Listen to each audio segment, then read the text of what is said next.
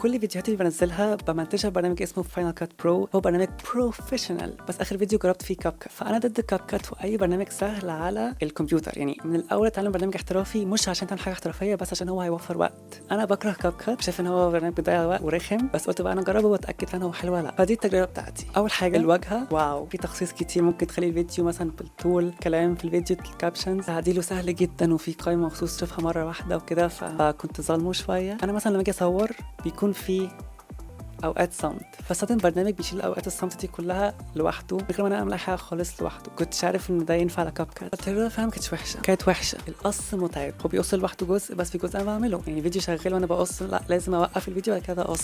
الكام ثانيه دول بعد فتره بتبقى متعبه. انا كنت فاكر الكابشنز اسهل، بس مثلا الكابشنز بتغلط اكتر، فمضطر ان انا اعدلها اكتر. والكابشنز ما اعرفش، ما بعدلها بتبوظ مني، الكابشن بتتلخبط كده. لو عايز اعمل افكت معين مش موجود بتبقى متعبه اكتر بكتير. بس انا بتكلم عن الديسكتوب، بس لو على الموبايل فكاب كات هيكون كويس عادي. انتوا رايكم ايه؟ في الكومنتات.